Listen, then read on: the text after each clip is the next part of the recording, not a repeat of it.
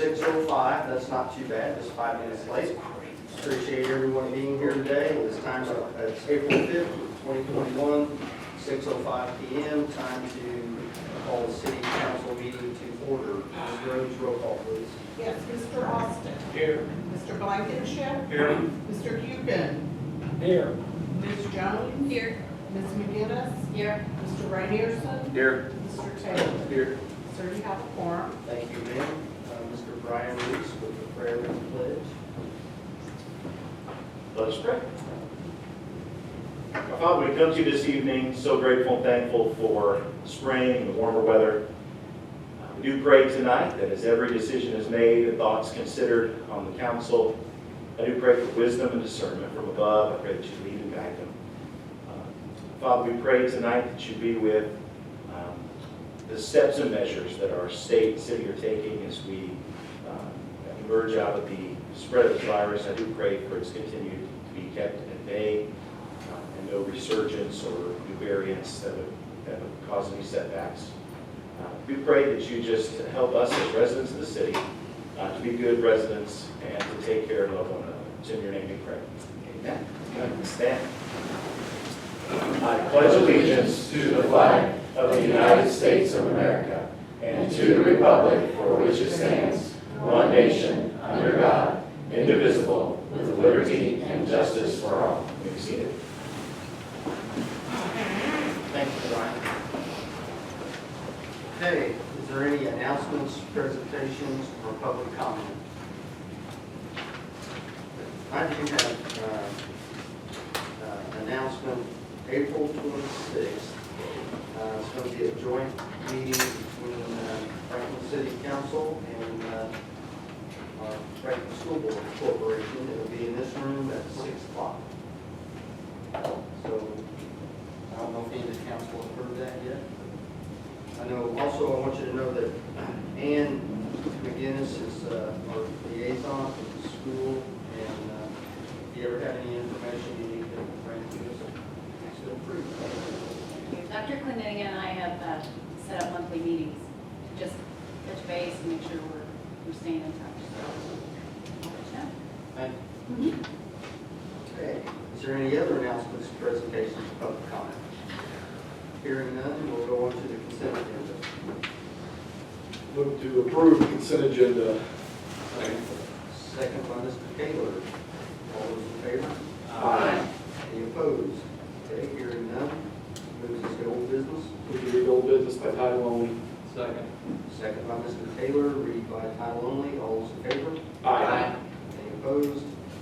Hearing none. Item number 1, Common Council Budgetary Ordinance number 21-11, a budgetary ordinance amending budgetary ordinance number 20-10, amending and changing the title of the motor vehicle highway street crew leader to street foreman and motor vehicle highway street assistant crew leader to street crew leader for year 2021. Civil City. These for you, Zach. Thank you, council. Just a quick recap, obviously through retirement and some job changes, we are basically just revamping and making our job descriptions more pertinent to the jobs being performed. Obviously, those were approved by Board of Works at the previous meeting, and so this is the second hearing to adjust the salary ordinance to reflect those position title changes. No additional funding is required as the job paid the same as previously appropriated, just the title change on those positions. We can take action tonight. Yes, it's set for public hearing, sir. Okay, so at this time, I'll open it up for public hearing. If anybody has any questions on what does these titles mean, feel free to ask. It means the State Board of Accounts will be happy that Right. the job description matches our salary. That's what it means. Yeah. Okay, good explanation. All right, hearing none, we'll close the public hearing. Does council have any questions for Mr. Jones? If not, I think we're ready for action. Move to approve. Second. I'm going to give that second to Mr. Taylor. Okay, we have a motion and a second. All those in favor? Aye. Any opposed? Thank you. Hearing none, thank you, Brad. Thanks. New business, Move to read new business by title only. Second. second by Mrs. McGinnis. All those in favor? Aye. Any opposed? Hearing none. Item number 1, Johnson County Public Library 2021 update. Lisa, got it? How's it going? Good. Got some packets for you guys. Do you mind passing them? Sure. Thank you.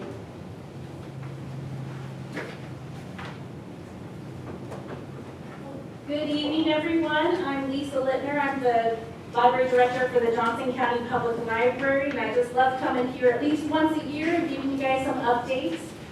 Inside what I've handed out for you, there is a 2020 year in review with our statistics that we share every year. And then it's inside our program guide for April 2021. So I'll be here after the meeting if anybody in the audience wants one of these, because you're going to hear about some great programs. Like most organizations, our library has fared through the pandemic with resiliency. We did some optimization of our curbside service, which we think will never go away. People are really enjoying that service. We also created a delivery service for anyone who's in quarantine or can't get out due to illness. You just give us a call, we'll gather books for you, have them delivered to your home. That's available to anybody with a library card. And we transferred our programming from in-person to online. Luckily, with summer coming and spring, we're doing a few more programs outdoors. We look forward, like everybody else, to when we return to normal. And we have protective measures in place, so you're free to browse the library and use the computers again. So it's great for our librarians. And 2021 has been a year we have been looking forward to after a very long 2020. A couple weeks ago, we broke ground on a new library in Whiteland, Indiana. And your residents who live on the north side of Franklin are going to love the new library. It's just south of Whiteland Road. Right off of US 31, and we'll be closing the current branch, which is 10,000 square feet, and we'll be opening the new one in probably about a year from now with 17,200 square feet, and we'll be fundraising for added amenities. Our foundation will be fundraising for added amenities like a nature trail, a community garden, a robotics learning lab inside the library, and a lot more other details. So I also included in our year in review that we added a little free pantry at the Franklin branch, and I just want to thank publicly the city of Franklin. I thanked you on Facebook, but I'm going to do it here too, for adopting a week and providing food for the pantry. It has been really well utilized, and we really appreciate your employees assisting and any other residents who donated to that. We really appreciate that. Some other things going on this month that's really exciting. We have a walk to Mordor. So if you are a fan of Lord of the Rings, you'll want to join us. We're going to be walking all over the county. Luckily, you only have to walk 179 miles of our Earth miles, because that equals 1,779 Middle Earth miles. So it's about getting out in nature, it's about getting some fitness, and celebrating the Lord of the Rings. So pretty fun. Anybody can do that.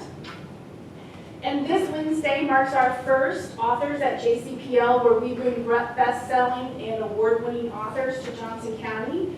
Axton Betts Hamilton will be on a Zoom call with her true crime book called The Less People Know About Us. I know there's a lot of identity theft going on. I can read about it in the newspaper, with especially unemployment fraud. Well, this poor woman has had like every kind of identity theft fraud you can imagine. And it's about her experience going through that. We have a backyard observer trainer program, so if you love to be out in nature, that's going to be on April 10th. You just go to our website, register for any of these programs. And lastly, we just recently added a digital magazine service that has access to more than 6,500 magazines that you can download to your phone, your tablet, or your computer. And several titles are in other languages, so if you know anyone who speaks Japanese or Spanish or many other languages, they can also access these magazines. But there's a ton of favorites, like People, if you like celebrity gossip. There's also like diabetes, cooking magazines. There's a whole range of items. So I just wanted to give you a brief update about what's happening at the library. We're really excited for summer. We've got a book sale planned at the Franklin parking lot of our Franklin branch on April 24th. And I'm here if you have any questions. I'm happy to answer them. Lisa, I know you're so much more than books, but just a COVID question. Do you guys have a jigsaw puzzle exchange? Because I now have tons of jigsaw. Well, we would love your jigsaw puzzles because we do have jigsaw puzzles exchanges, but the Clark Pleasant branch does it quite often. So you can just donate? You can just donate it. Sometimes we will check those things out too. So we have lots of games you can check out, board games. We have now video games if you're into that kind of stuff. We have cake pans, so you don't have to spend $20 on like a Dora the Explorer cake pan. You don't want Sewing to make a machines, cake. ukuleles, you name it, we've got it. Bob, they said sewing machine. There you go, for the filter. Watch, Lynn, she holds pieces out of them. Thank you. Thanks. All right, thanks so much. Thank you, Lisa, appreciate it. Okay, item number 2, Common Council Budgetary Ordinance number 21-12, an additional appropriation grants, local supplies, $4,044. Police Chief, Mr. Crocker. Thank you, Mr. Mayor. Thank you, council. This is just an appropriation request for a grant that we had received permission for previously from Judge Creed, Johnson County. We were awarded that grant for any amount of $4,044. And that money would be used for narcotics investigative equipment. This is introductions. Yes. Public hearing next time. Yeah. Great, I'm glad we got Frank. Yeah. Okay, so introduction only. Does anybody have any questions for Kirby while we're here? Thank you, Chief. Thank you. Okay, next item, Common Council Resolution number 21-14, granting tax abatement for Essex. I said it the last time, I'll just let it go this time. Common Council Resolution number 21-16, setting forth final action in determining an economic revitalization area and confirming resolution number 21-15 of March 5th, 2021, Community Development Specialist Dana Moss.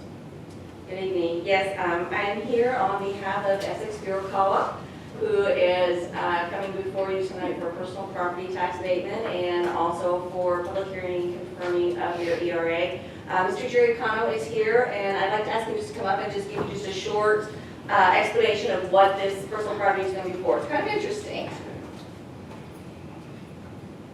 Good evening, Mr. Major, Council, how are you guys? So what we're trying to do is create an expansion within our own facility right now. It's going to be dedicated only to the electrification of vehicles. That's where we're aiming in that area right now. So I don't know how much you've heard about the news, but there's a lot of electrification going on. Small vehicles, large pickup trucks, you name it, it's going that way. So we have been tasked with trying to make this product, and our plant within other plants is the one that's chosen to create this new product. This new area will be working with customers like Toyota, Ford.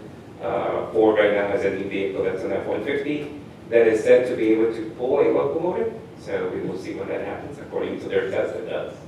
But the intent of this new area is to create 6 extra new jobs, which would be some decent paying jobs, as well as start this new production for this new electrification of vehicles within North America. We will be the first plant in North America to do that within Essex Furukawa. And we're very proud of this. So this is a good thing. We also can see that in the near future, if this keeps going the way it is, we may have to expand our plant just a little bit more. We do have that capability. Luckily, we do own like 41 acres of land around our plant, so we have that capability if it comes that way. And that is why we're here tonight. Any questions? have any questions, but, sir, it's just an exciting time for your company, with electric vehicles, being manufactured here in the near future already, expanding the trucks and vans, and SUVs, et cetera. The big one that's coming your way, it's probably gonna be for Amazon delivery trucks. That's gonna be like a huge project, and right now we're working very close with, the company's name is Rivian. They come out of Germany, but they're establishing in the US as well, and they're looking for the local supplier for that wire, which is all rectangular wire, very high insulation products. And when I say insulation, a magnet wire is very different from the wire that you see inside your homes, which has insulation. That's one layer, thick layer. We do that much, but with 3 micron layers of enamel building up on each piece of wire. And some of these wires have like 140 micron build, so you can just start thinking of all the work behind it. But that is where the new technology is going, and that's what we're aiming to do as well. Last meeting, I made some favorable comments about your company. Having reflected on those remarks, I'll stand by them.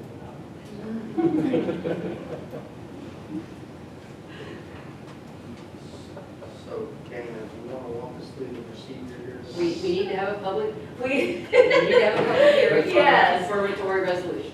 Correct, yes, so as we did, this has to be an ERA, as you know, an economic revitalization area, in order for us to be able to provide the abatement. So we did the confirmatory, or we did the declaratory, last meeting. This is a public hearing, and we'll put a confirmatory. We need to do that first, please. Okay, so at this time, we will open it up, public hearing on the conformatory resolution number 21-15. I got that right? Yeah. All right. There's 16. 21-16. 2116 is Is the confirmatory. 21-16. Correct. Okay. All right, so we're open for public comment, questions? Hearing none, we'll close the public hearing. Now we're ready for. We need to take action on that. Okay, so we need a motion. I'll move for approval of the resolution. Say that again. Resolution 2116, which is confirming this as a DRA, economic revitalization area. That's our first action. That's what I was saying. That's what I- So- That's how I heard it. With a little bit of confusion right there, it's really not confusing, but with a little bit. Do you have any questions for that, anybody? Okay, if not, I think we're ready for action. We need a second, Second. Mr. Buchan. Second. Mr. Jones got the second. We had a motion and a second. All those in favor? Aye. Any opposed? Okay, next step. So now we're ready for resolution 21-14, which is a request for a 7-year personal property abatement. It is a standard abatement. They are going to be investing $3 million in the equipment, the wire manufacturing, as you heard from Mr. Kono, adding 6 new jobs at $21 an hour, and they are agreeable to the 5% economic development fee. Okay, so at this time, we'll open that up for a public hearing. So does anybody have any questions for the 7-year tax abatement? Hearing none, we will close the public hearing, although I will make a comment just to remind the council. And Sean, I know you were probably going to say this anyway, but usually they'll go 7 years on the personal property. However, they missed out by not knowing the system. They missed out on the real property tax abatement. So we thought it was appropriate. They're still gonna lose in the end because you take out more the other way. Than not knowing the procedure, you'll know the next time. Yes, we did. So that the EDC talked about, they thought it was appropriate to do the 7 years, which is still less than what it would have been anyway. We're hoping they grow and build on the building and they come back to us again. 41 acres is one building. Yes. So I think we're ready for a motion. Motion to approve resolution 21-14. Second. We have a motion and a second by Mrs. McGinnis. All those in favor? Abstain. Mr. Austin abstained because they are a customer of his. That's true. Okay. Any opposed? Okay, hearing none, tax abatement passes. Thank you. Thank you. Thank you. Appreciate it. Thanks, Dana. Yeah. Okay, it gets us to next item. tax certificate. Carlton's presentation, Community Development Director.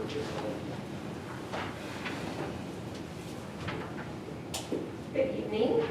Just wanted to run through the tax certificate properties that we have partnered with the Franklin Development Corporation, the city, and the Board of Works.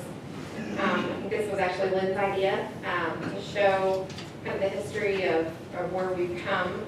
So for those of you that sat through this presentation at the Board of Works already, I have feverishly figured out what all the property taxes have been paid over the last 2 years, so you will have new information this time around.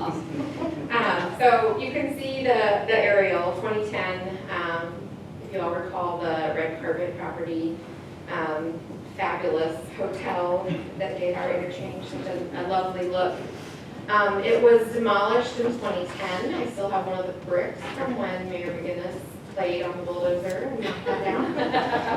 He had a good time. And it was a huge improvement. So that had over $300,000. I think it was $368,000 in back taxes and demolition and mowing liens and all kinds of liens.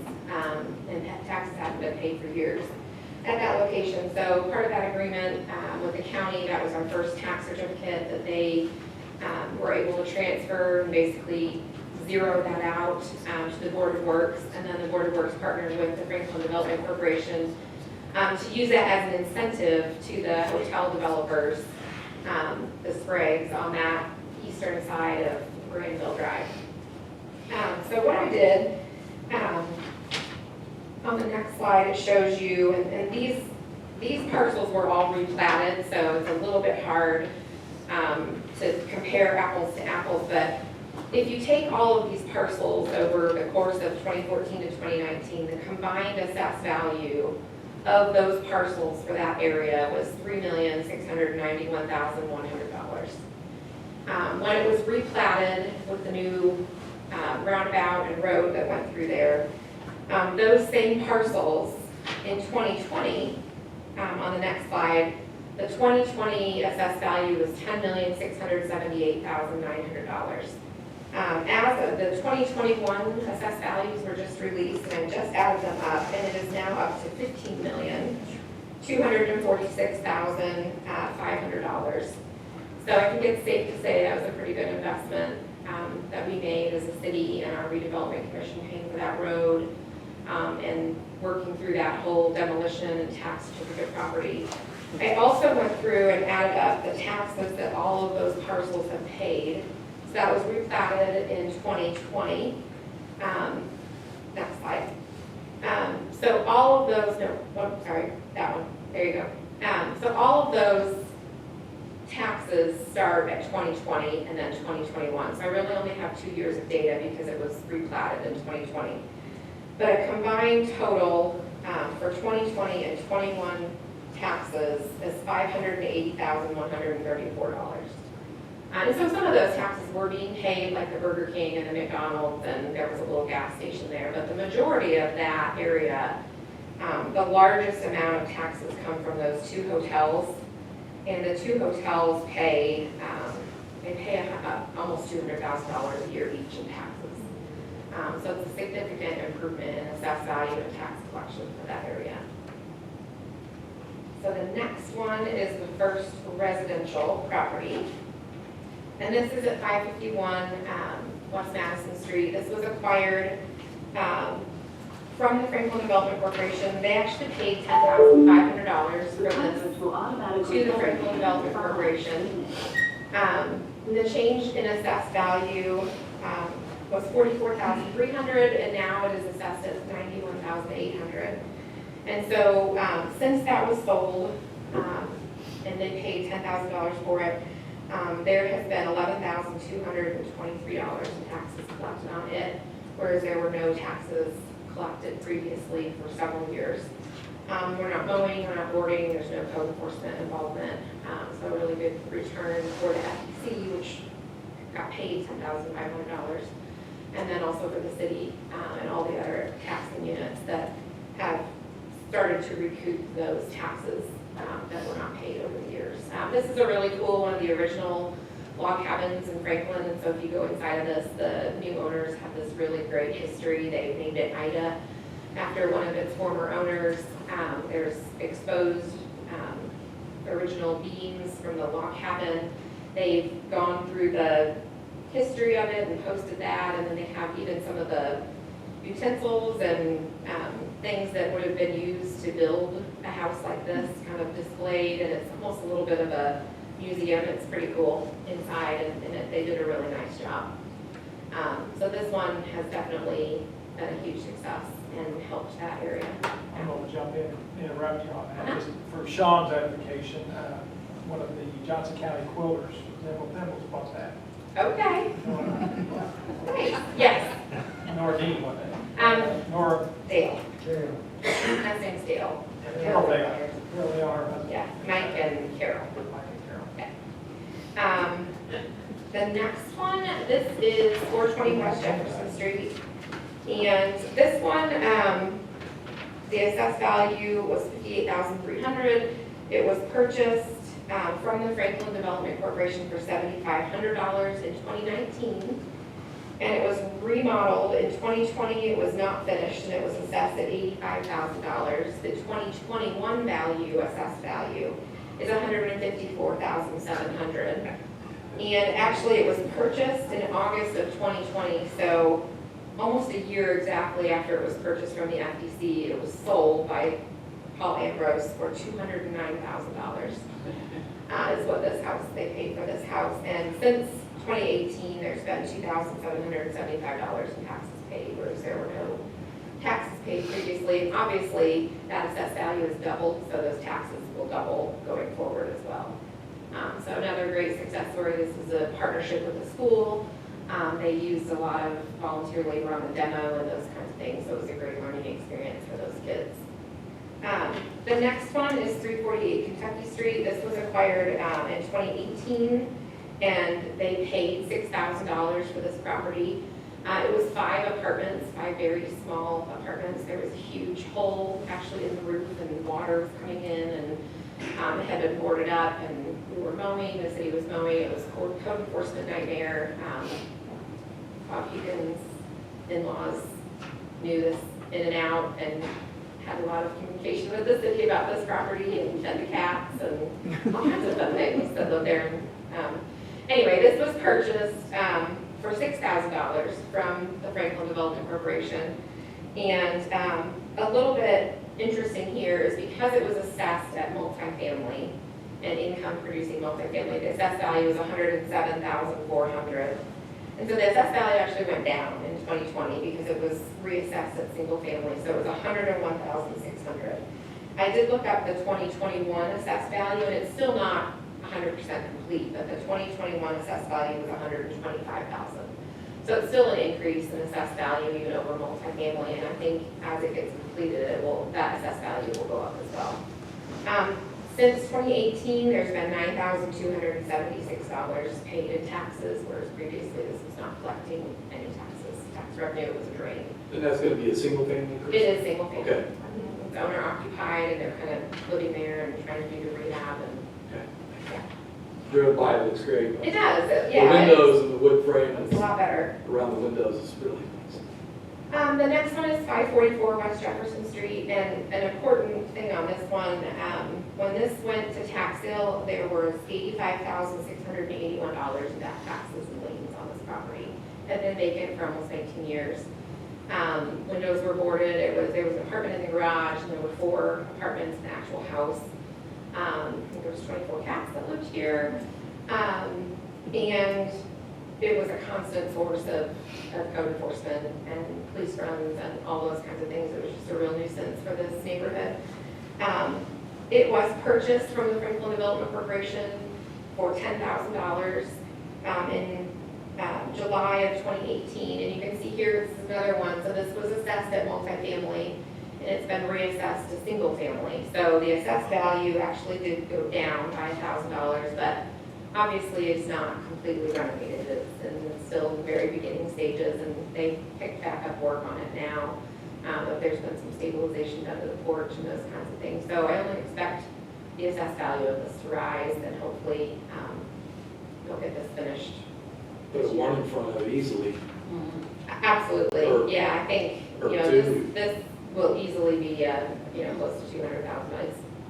It will be a showstopper once it's definitely a labor of love. I've been talking to John Connor on a regular basis. He's a contractor working on it, and had run into pretty much every issue that you could run into on this one. So taking a little longer, but even since, just remember $85,681 in back taxes, $2,600 in taxes have been paid in the last 2 years. So even at this assessed value, it's still generating income instead of a drain on resources. The next one's a little different. This is just a vacant lot. So this was assessed, the assessed value was actually considered a home site. So the assessed value was $11,700. And because the adjoining property owner purchased it and combined it with their lot, it's now considered residential excess acreage, and so the assessed value is $2,200. But this one had $9,112 in back taxes on it. And over the last 2 years, they've paid $861 in taxes, and we haven't had to mow it or do anything like that with it as well. So still definitely a plus as far as that's concerned. The next one is also a residential lot. So the assessed value is kind of backwards on this one because it was considered a home site and it was added to the adjoining property. So the assessed value on this one went from $10,800 to $2,000. It did go down, but they've also paid $793 in taxes over the last 2 years versus us having to mow it and no taxes being paid. So still a plus in that regard. The next one is on 280 Circle Drive, and that's kind of our current project for the Franklin Development Corporation this year, partnering with the city. We are in the very final stage of getting this tax certificate from the county. Currently, there was at tax sale $57,523 owed on this property for mowing and back taxes and sewer liens, so many liens, all the liens, pages and pages of liens. There's 3 parcels here, and the house sits on 2 of them, and then the third parcel didn't have much of an assessed value because it was just excess acreage like those other 2 lots, and so that third parcel didn't go to tax sale. So the FDC actually purchased that parcel for $2,500 from the property owners, and then we went through this process with the county to get the tax certificate for the other 2 parcels. So at the end of this process, we will have ownership of all 3 parcels, which is kind of why this, well, other than that, you don't want to buy 2 or 3 parcels at tax sales. That's one reason that it wouldn't sell at tax sale. Then it's also not worth $57,000 to buy it at tax sale as well. So excited about this one. We're going to do a complete exterior remodel on it. It will remain single family. The last time we looked, there was 1 house in Johnson County for sale under $150,000. So our target market is that 140 to 150 range to try to provide some housing for, you know, more affordable housing in the city. So, and plus this will take care of an eyesore that's been vacant for at least 15 years in that neighborhood as well. So keep your eyes on that one. That should be exciting this year. The next one is at 650 Hurricane Street, and this is not a tax certificate property. This did not go to tax sale, but we did find out that the owner of this purchased it for $17,000 and decided they didn't want to follow through with the project, and so we actually have a closing set for Wednesday. We are purchasing it from the current owner for what they paid for it, for $17,000, and we plan to do a complete exterior renovation on it. Basically, the back part will be torn off, and just that front small part is what is historic, and it will kind of be saved. There's really not a lot to save there. You can see that there's really no foundation, and it's pretty bad. But this was a constant source of code enforcement and police enforcement as well. This was definitely a neighborhood problem on this street for several years, and so we're excited once we finish. I'm not sure which one the FDC is going to. We're going to do both of these projects this year: 280 Circle Drive and 650 Hurricane. I don't know which is going to come first. We may need to do the Circle Drive so that we can take the proceeds from it and put it into this Hurricane Street one, because I don't think this one will be quite as profitable. It just has a lot more issues than the Circle Drive one does. But that's kind of our plans for this year.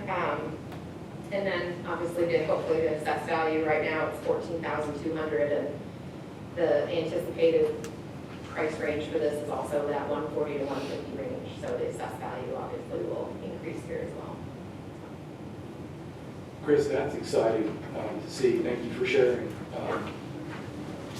You know, when we created the FEC many years ago to be self-sustaining, and that it's taken a long time, a very long time. But with that said, it just goes to show you what kind of hard work, dedication, and commitment the city has to take these properties and help the neighborhoods out. So I really appreciate your efforts. Councilman, the reason I asked Chris to do this is a perfect example of why the law was changed. And the FDC under Chris's leadership, support of Mayor McGinnis and Mayor Barnett said go after these things. And these were ghost properties, and every year we would file liens against them. The county got zero taxes. There were hundreds of thousands of dollars of past taxes that were never going to get paid. And by my calculations, we're up about 14 million in assessed valuations, done without TIF districts, done without abatements. So that means schools benefit, library benefits, counties benefit, and we have to stop. I mean, we were going to these properties all the time, mowing them, things. So it worked. Yeah. I'm glad that lost, because there have been discussions on whether the law should continue, Sure. and there's no question it should continue. It is a tool for economic development. And also a big shout out to Mr. Hukin and his efforts. Absolutely, yeah. I was gonna ask Krista, can you bring Kentucky, thanks again, can you bring Kentucky Street back up again? Eric, can you put 548 Kentucky? I was gonna comment on that before my remarks in the meeting, so I'll just do it now.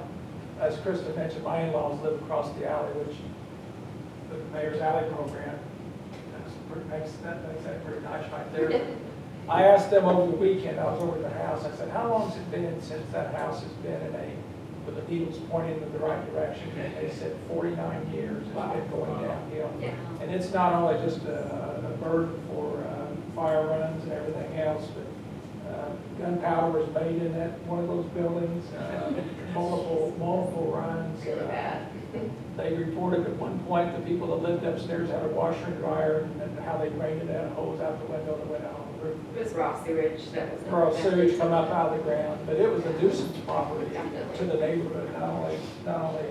It was a nuisance property. It was gross. And I never really had any dream that it would happen. What was significant about the weekend, though, is that the new owners have moved in and they're living there now. Yes. And I'm thinking, how long has that been since that's been an owner-occupied property? A lot, years. And they're not done with it yet, but I would encourage No. everybody to go along there. And that's really just 2 houses down when the city got the Andy Street Yes, property. that is, yeah.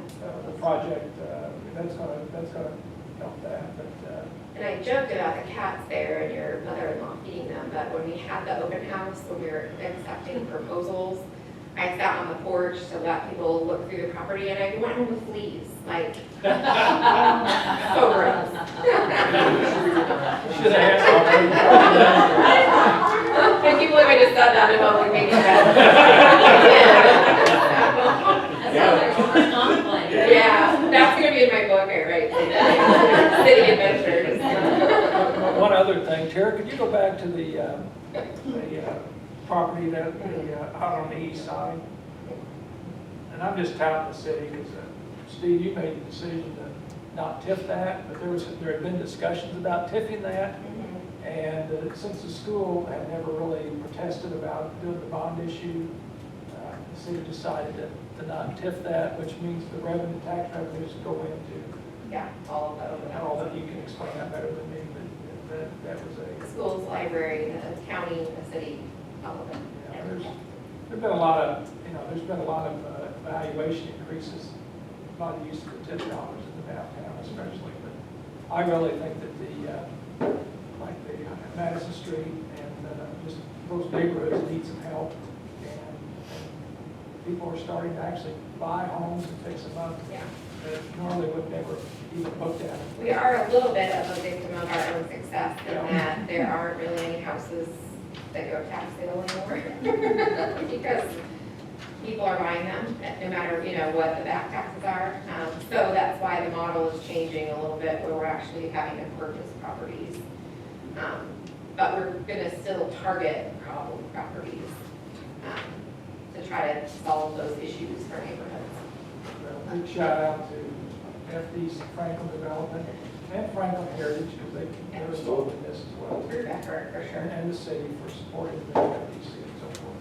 I do have a bit of an ulterior motive, though. There is an increasing interest at the state level to eliminate local control over things such as this. And so if they ever start going back on this, these were called ghost properties is what they were, and so that was a hot topic in wider legislation. If they ever inclined to change it, I may be reaching out to all of you and say why that would be a short-sighted method. So I had an ulterior motive. We've actually given this presentation, not in this final form, but at different conferences and things. The other communities are starting to take advantage of that not new anymore, but I think it was 2014, 2012, when the code changed, and there are other communities that are trying to do this now as well. So it's been a great tool. I want to take this opportunity to piggyback on Bob's comment about not tiffing that area. Just want to, that's the proper way to use TIF. We spent TIF dollars to remodel all that. $4.5 million. Yeah, we spent TIF money to do that, but that allowed the schools to be able to capitalize on the TIF money being spent. So that was a good partnership. I think everybody involved in the whole city. Just a win-win, Yeah. total win-win. So, Thank you. thank you, Tristan. That was nice. Excellent. Okay, we don't have any other business, I don't think, so we'll go right into council comments of alphabetical order again, Mr. Austin. Mayor, I don't have anything other than the city's looking great, and, roads are coming along, grass is growing, a lot of people outside, weather's turning, so just exciting, especially get COVID somewhat semi-behind us. I know we're not letting our guard down by any means, but it's nice to see some positivity in the air, so to speak. Thank you. Mr. Blankenship? No comments. Mr. Duque? I have a question and a comment. Of course, I mentioned the FDC and the housing stuff that is going on, which is all good stuff. Another shout out, I don't know whether the rail company did it or the city of Franklin did it, but I got a complaint about the Adams Street where they barricaded that off, and I see where they cleaned that up, and that looks pretty good now, so. Our Franklin's street department did that. Red, you guys did that? Impressive. Well, that's, because I'd gotten a complaint on it, and I thought it looked pretty bad. I think, how long is this gonna be like this? That's great. Good job, Brad. Yeah, all that. The other thing, the question, are we gonna, I don't know, I'm not holding anybody to this, but are we gonna have our festivals this summer and open up? Yes, unless something drastic changes. And I want to sit here and say, yeah, we're going to be cautious. We are going to be cautious. We're going to go through our health department, but we're going to do everything in our power to have our festivals this year. And of course, I watch the COVID every single day closely. And we are going to have another wave, the fourth wave, but they're saying the fourth wave is going to be a lot less severe. So I see, personally, I'm going out on a limb. You probably haven't heard me say that a lot, but I see us looking, we can see the light at the end of the tunnel for what I see. So we have every intent of having our festivals, and the Parks Department, DDF is doing a lot of planning right now to make that happen. So to answer your question, Bob, yes, thanks. Well, nobody's gonna hold anybody to it, but, well, I'm not going to. No, we're going to try. Well, thank you for that. Anything else, Bob? No, that's all. That's enough. Mrs. Jones? I just have a question for Brian. Did I see on Facebook that you are looking for a new location for your church? Yeah, thank you for bringing that up. Yeah, we are a community Baptist church. We started a little over 2 years ago. Grace United Methodist Church has been gracious to host us in their facility, just a nominal cost to us. And with that, it's going to be coming to an end because it wasn't intended to be forever. So we're looking for a new location for our congregation to meet. And we love this city, and we want to be involved in everything in this city as much as we can to serve. And so we're open, maybe to either, depends on the arrangement that can be made there. But yeah, we are looking, and if anybody hears of anything, reach out and let me know. We'll follow up on it. We got a house with some fleas in it. I'll present it to our church. Maybe we can work something out. But unfortunately, like churches in Texas, like there's